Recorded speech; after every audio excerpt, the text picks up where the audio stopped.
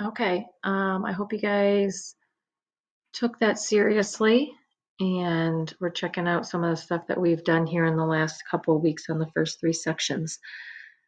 I'm going to go through each of them except for number 3. You should have skipped that one. If you just guessed something, that's also fine, but we did not cover that, so I won't talk about that here either. All right, so let's first look at the picture. So in this picture, we have 5 points, the 4 out here, and then the intersection point here, E. And there's 2 lines that intersect. And part A is asking you to give another name for CD. And that answer should be DC with the arrows above it. On Big Ideas, when you guys click on this box right here, there's like a window that opens up with all the numbers and operations. If you look up at the top of the box that pops up, it'll say basic. If you hit that, it'll drop down a little menu. You want to click on the option that has this symbol, which is an angle sign, and it'll give you these things over here that are geometry related. If you don't have this line above DC, it will be wrong. All right, part B, name array with endpoint A. Array with endpoint A just means that it starts right here at A and it just goes in one direction. So the answer here could be AE with array symbol above it, or AB. Don't put both of them, just one is good. And then part C down here, they want you to name the ray that is opposite EC. So rays that are opposite just mean that they start at the same spot. So in this case, E, and I know it starts at E because that's the first letter right here. Starts at E. The one they talk about goes this way over C. So opposite that would be the same angle going, or same ray coming from E, but going down in that direction. So this answer here would be ED, and with a ray above it.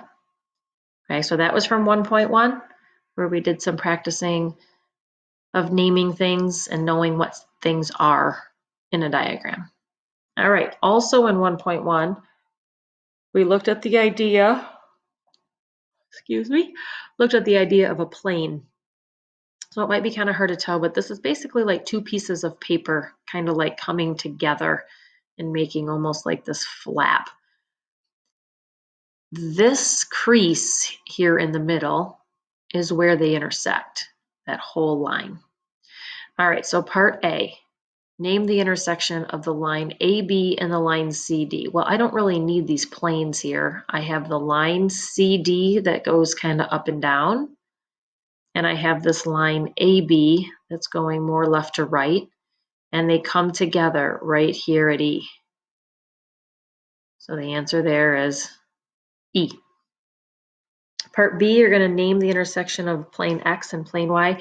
Remember, planes are named with these letters. There's a letter in the corner, so we call it Y. There's a letter in this corner, we call it X. There's no points next to those letters, so it's not naming a dot. It's just naming the whole plane. So we have the plane here, this big sheet of paper that's kind of standing up, that's Y. And then the sheet of paper that's kind of like lying down on its side a little bit, that would be X. And the intersection of 2 planes is always a line. And it's going to be this crease line going through right here. So the line AEB, but I only use 2 letters to name a line. So we're going to call it AE or AB or EB, but I'm just going to pick the choice over here, and it's going to be this one. This is not right because it's a segment. Notice there were no arrows above that. You have to have those arrows. They're over here, so they gotta be in your label. And then they want to know what the intersection of CD and plane Y. So remember, plane Y is the one that's like standing up and down. And the intersection of CD, basically it's like, I got ahead of myself. Yeah, the plane CD is actually on that plane. I was looking at it like it was plane X. So they overlap all the time. This is actually on that plane. So that would be an intersection of the line CD. Originally, I thought maybe it was just this point E, but I'm not sure. I feel like this line is on plane Y. Although maybe not, because these are dotted. I originally in my other classes said it was point E, but then when I was just looking at this, I kind of felt like the answer was the line. But because of this dotted stuff down here, I don't think it's actually on Y. So we are going to not put that line, and I'm going to go back to my original answers from the other classes and just select point E. All right, then we moved on to segment addition postulate after we got done learning about segments, lines, planes, and race. And this is a segment that tells me that F to H is 49, and it tells me that G to H is 31, and they want me to find this other piece over here. So don't forget the segment addition postulate says FG plus GH equals FH, right? We get little piece plus the other little piece, it equals the whole piece. So if you basically just take the information and plug it in, F to G is what I don't know, right? We're going to call this X. That's my unknown segment. G to H is labeled 31 down here. And F to H is the whole length, which is labeled up there, 49. Then you minus 31 over, and you get an 18 for X. But X is FG. They labeled it with the sides. All right. We also talked about this idea of cutting a segment in half.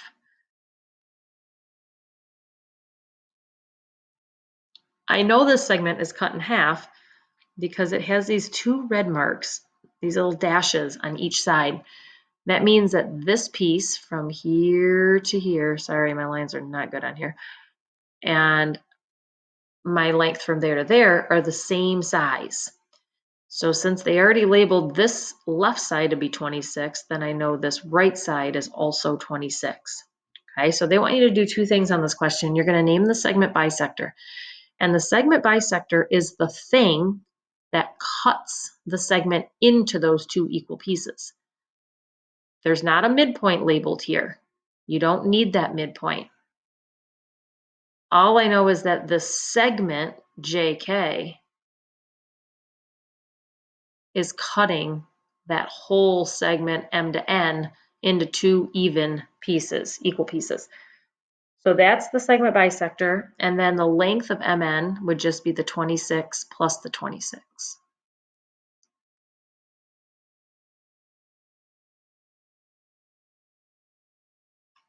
Next thing we talked about was the formulas, midpoint and distance.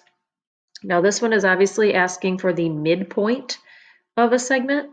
So you're going to use the midpoint formula, which looks like this. If you don't remember, add the x's and divide by 2, comma, add the y's and divide by 2.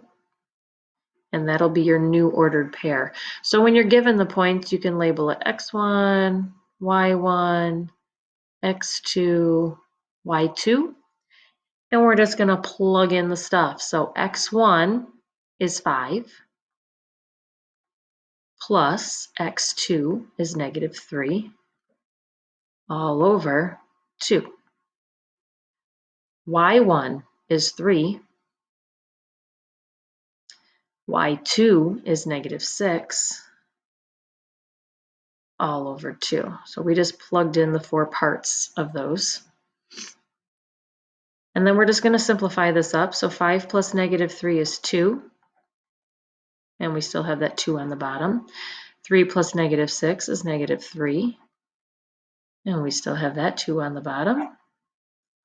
And obviously 2 over 2 is 1. And negative 3 over 2 can be rewritten as a fraction or a decimal if you want, or a mixed number, I guess, but I'm just going to leave it as an improper fraction.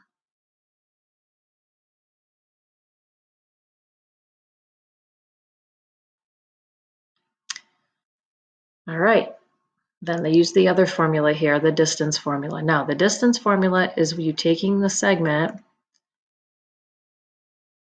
and plugging in the stuff again. X2 minus x1 squared plus y2 minus y1 squared. So up here, I'm going to label my points x1, y1, x2, y2. And I'm going to plug in the stuff. So x2, this is an x, kind of hard to tell. x2 is negative 5. Don't forget the square root sign. Sometimes people lose that in the process. Minus x1, which is minus that 2, and we square that. And we add the other side. y2 is negative 3 minus negative 2. And we square that. And then we're just going to do order of operations. I'm going to do parentheses first. So this gives me a negative 7 inside. This gives me a plus 2 here. So negative 3 plus 2 is negative 1 squared. Now I'm going to square that stuff. So negative 7 squared is going to be 49. And negative 1 squared is going to be positive 1. Remember, when you square stuff, it becomes positive. So you end up with square root of 50. And I'm going to go back to my question up here and see how they want me to give my answer. And they asked this one in the nearest tenth. So that's a decimal. So that's going to be 7.07, I believe. But we're going to round it to the tenth. So that 0 becomes a 1 because the number after it is greater than 5. All right, number 8. Number 8's kind of a tricky one. This is not something I would ever put on a quiz for you guys, but if you try to find the, well, let me read the question first. Write an equation in slope-intercept form. Remember, slope-intercept form is this thing we used in Algebra 1 pretty often, of the line that is a segment bisector of both of these lines segments in the picture. So I want to draw a line through the midpoints of both of them. So I need to find, like, where is the middle of this blue line and, like, where is the middle of this red line. Wherever that is, I'm going to draw a line through it. And the question is, what's the equation of that line that I just drew up there in black? Okay, so let's go through that process.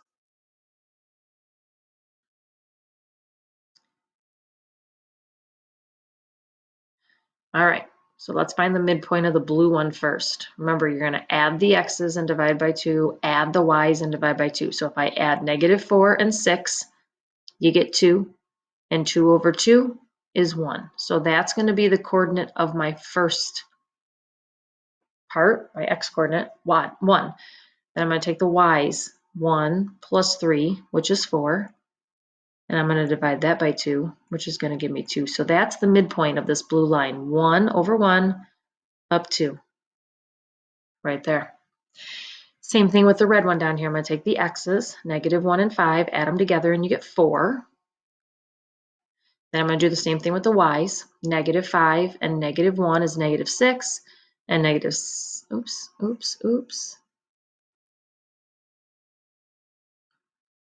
Made a mistake there. Didn't finish that part. When I add the x's, you get negative 1 and 5, which is 4, but I have to divide 4 by 2. Remember, that's the formula. Forgot.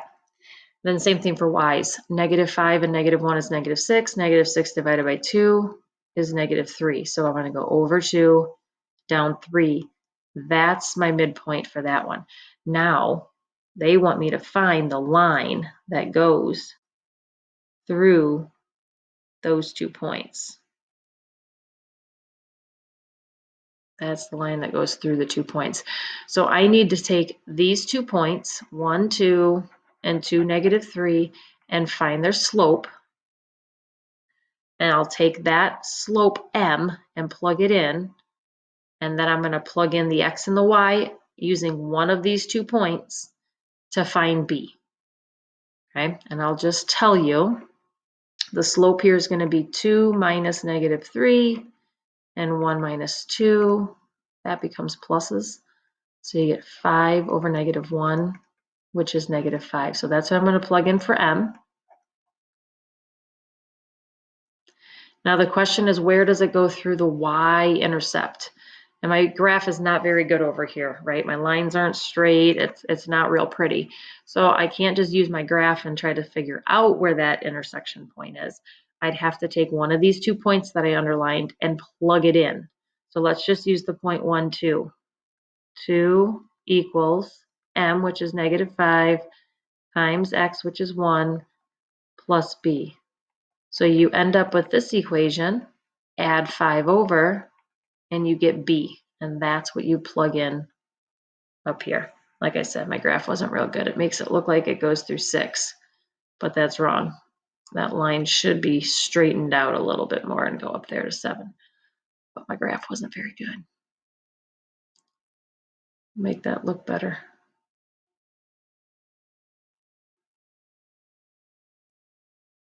Call that 7. Okay, so that would be your y equals equation that they're looking for on this one. All right, number 9.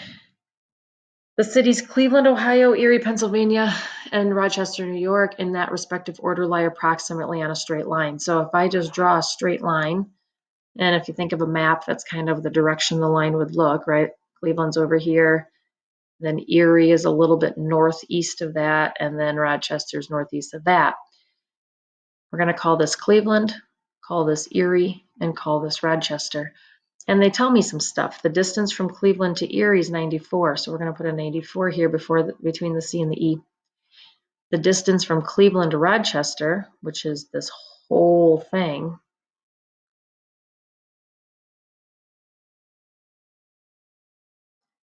try to make that a little bit better. That whole thing is 239. And they're asking for E to R. So this is very similar to the one we did earlier, where they told you about the F, G, H, I think were the letters, maybe on number 3. No, we didn't do number 3. Back on number 4. So this is what we get. So you'll take 239 and subtract 94, and that'll give you what's left from E to R. Looks like 1,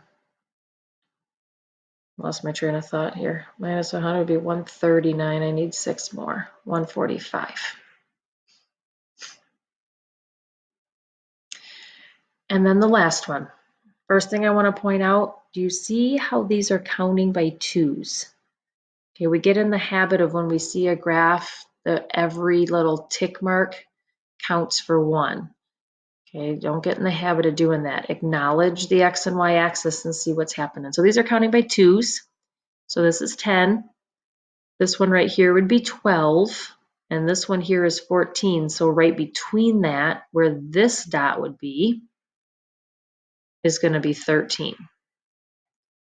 So this is at 13.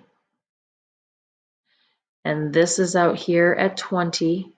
So the distance from 13 to 20 is 7. So this part of the fenced in garden would need 7 meters of fencing. This is at 0, and this going straight up, and again, it's in the middle of it, so it just means it's going to be an odd number. If I go straight across, right here, this is 14, so this is 15. So this up here is 15, so the distance from 0 to 15 is 15. And then you got a couple options. In order to find the distance of this slanted piece, you can't just count like I did the other 2 so far. I'm going to either use the distance formula, which means I need to know what these are at. This is at 20, 15. And this point down here is at 13, 0. And then you can use the distance formula between those 2 points, and that'll tell you the length of this slant.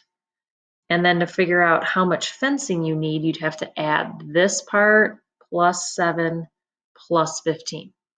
And that would give you the whole thing. But you'll have to use the distance formula here to get this answer because we can't count it. Okay, there's a little bit of a review of stuff we've been doing for the last couple weeks. You can go ahead and submit this now. Hopefully you get a pretty decent score. And we will get into some more new stuff before we have a quiz on all of this next week on Monday. No, on Tuesday. I will see you on Tuesday. And I'll go over the next section, which starts introducing angles. But hopefully you guys did okay on this and you're understanding it a little bit better. And have a great weekend. I'll see you next week.